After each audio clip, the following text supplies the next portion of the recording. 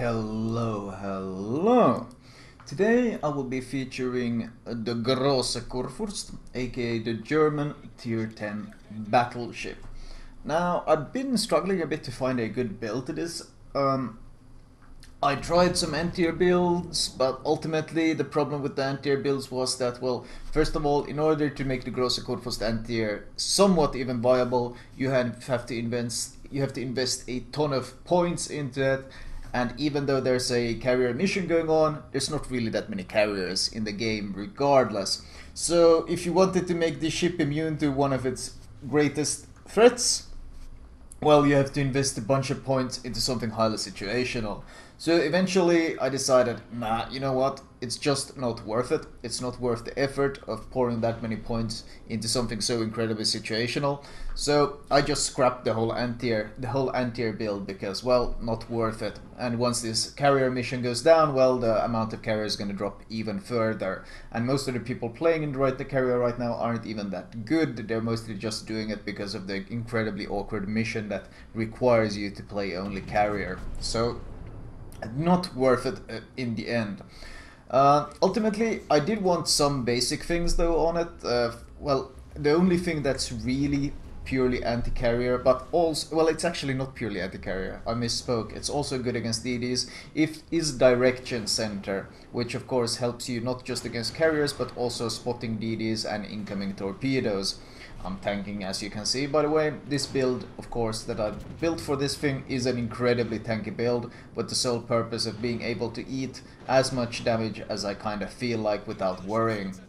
Mogami pushed way too close, so he obviously became the first blood. You should never do that in a Mogami, as I've said before, but regardless, ultimately, the only real anti-carrier thing going here is the direction center for planes, which I consider quite strong. Being able to pop up 2 planes in the air is very useful, not just against DDs and such.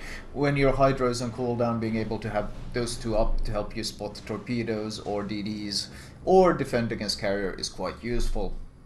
Tier 2 perks though. The turret traverse is so slow that you gain quite a significant advantage from expert marksman, so naturally I spec expert marksman. I've fallen in love with adrenaline rush, or adrenaline rage as I like calling it, so that one I also wanted, especially in upcoming patches when they are intending to make it work on secondaries as well. It will make this thing even more fearsome in brawling battles. Tier 3 though, this is where it got interesting. The pretty straightforward perk for Tier 3 for battleships is obviously Superintendent. 1 additional heal, there's really not much to talk about there. Additional heal is fantastic and pretty straightforward, a great perk regardless. And of course, in the case of the Kurfürst, this additional hydroacoustic search as well, which you kind of need because, well, if you don't have Hydro up, you're very vulnerable to torps, which you can probably see. When I have Hydro, I had no issues pushing and sailing around in the middle there, eating a lot of damage and picking a fight with everything that they had. Now that Hydro is on cooldown, I'm playing it a bit safer, I'm sailing away and so forth. So of course you adapt your play according to how Hydro is available.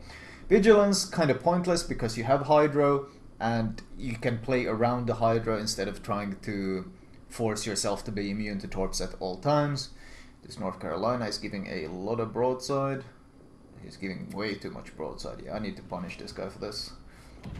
North Carolina is of course extremely tanky when angled, not so much when giving broadside, and that should be a big punish to that guy.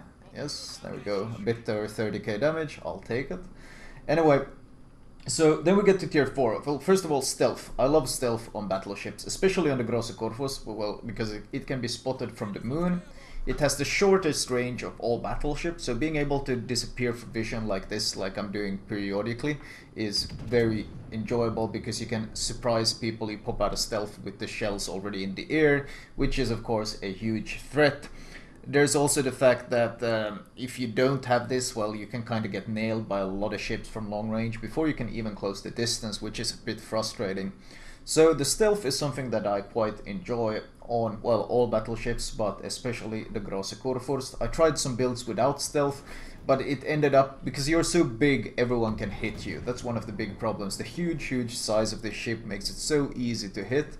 You're big and clumsy, so everyone and their sister is gonna be shooting you, launching torps at you, basically everything that as soon as you are spotted. So being able to decide yourself when and how you're spotted is a huge survivability tool, honestly. I mean, yes, it gives you a huge surprise advantage as well. I mean, you pop out of stealth with your guns blazing and you take down someone before they realize what's even happening. But more than that, it's about survivability. Finally, I actually got Basics of Survivability as a tier 3 perk. This, of course, used to be a tier 1 perk, but one of the big issues I really had with the grosse Kurfürst, unlike the other battleships, is that because of its large size and it's so easy to launch HE from pretty much everyone, is that HE and fires tended to deal a ridiculous amount of damage. As a battleship, of course, you have 3 big threats. Well, Montana has a bit more because he's kind of a weak to other battleships as well. But the Kurfürst has 3 great threats, and that's of course carriers, DDs because of torpedoes, and of course fires, and that kind of involves the Khabarovsk as well. But Khabarovsk is a threat to everyone. So you got these 3 threats, and carriers is the most situational one of them. So that one I kind of didn't bother with. Torpedoes and DDs you can kind of deal with. I mean, you're big and clumsy, but you do have hydro, so you are able to deal with it somewhat. Oh, Ibuki getting broadside. Hello.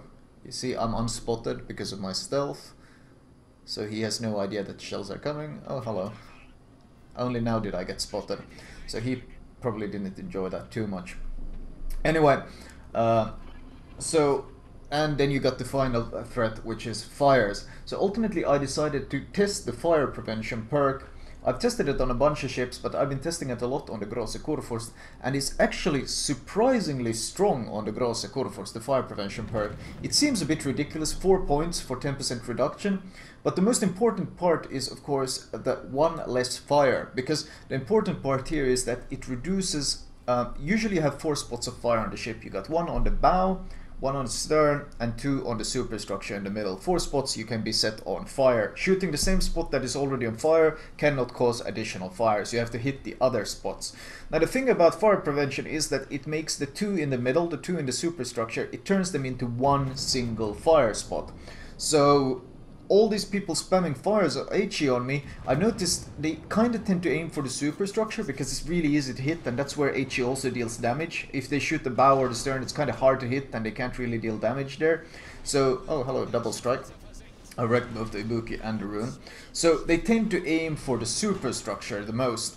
And when you run this perk, you can only really get 1 fire there. So they try to get that second fire going on your superstructure, and they keep shooting and shooting and shooting, and sure they deal HE damage, but I've noticed the amount of fire damage that I actually take in games have completely dropped insanely much after I started using the perk, because they all shoot your superstructure and they all try to get that second fire on your superstructure, and because your ship is so large and easy to hit, it's not that hard to hit the superstructure.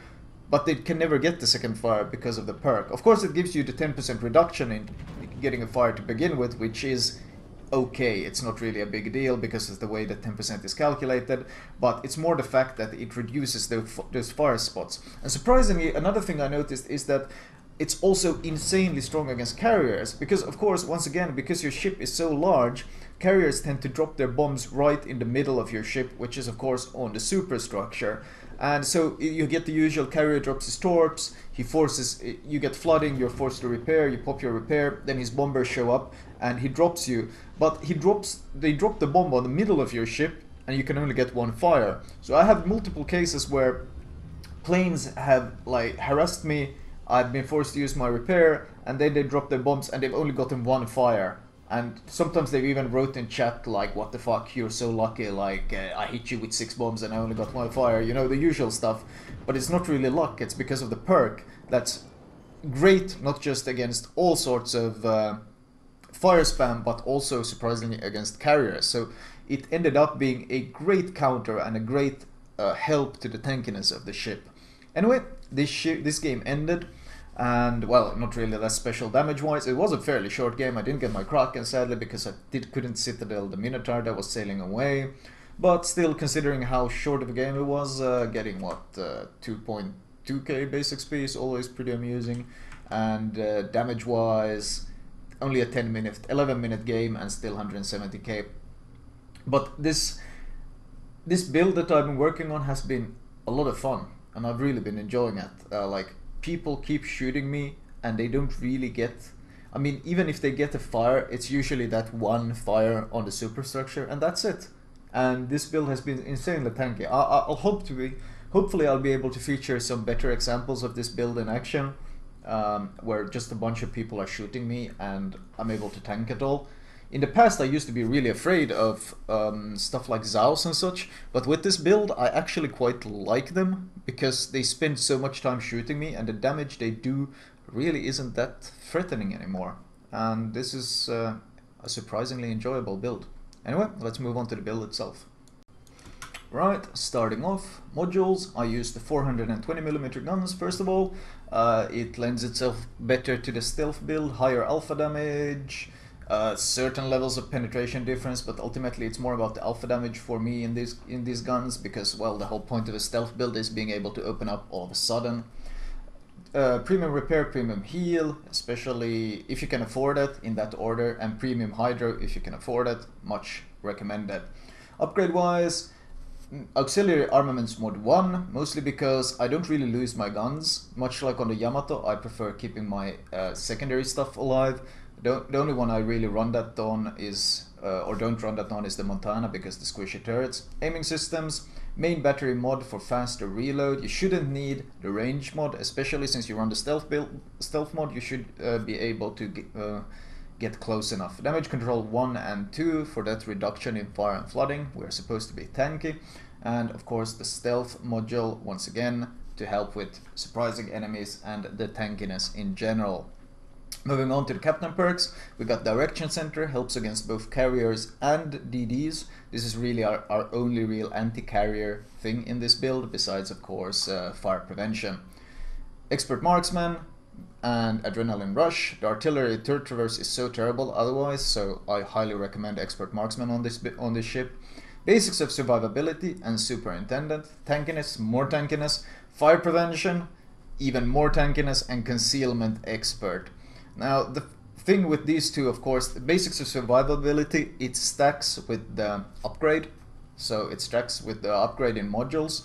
And fire prevention, of course, well, if you look at it this way, basically everything you see on the screen, well, you got 4 points, of course, of fire, but everything you see on the screen right now, this becomes 1 point you can cause a fire. 1 single point. So you understand how much of the shells that rain on you and how much of the bombs and everything that hit you will still only cause 1 fire. And because of this ship is so large, you kind of use that downside against the enemy with the help of this perk, and by causing it to become 1 single fire spot, it's surprisingly effective, like insanely effective. In fact, I haven't felt really this tanky against fires in any other battleship, which is amusing because this ship is kind of supposed to be the weakest against it because of its massive size. Anyway, that was my Große Kurfürst build. I hope you guys enjoyed it.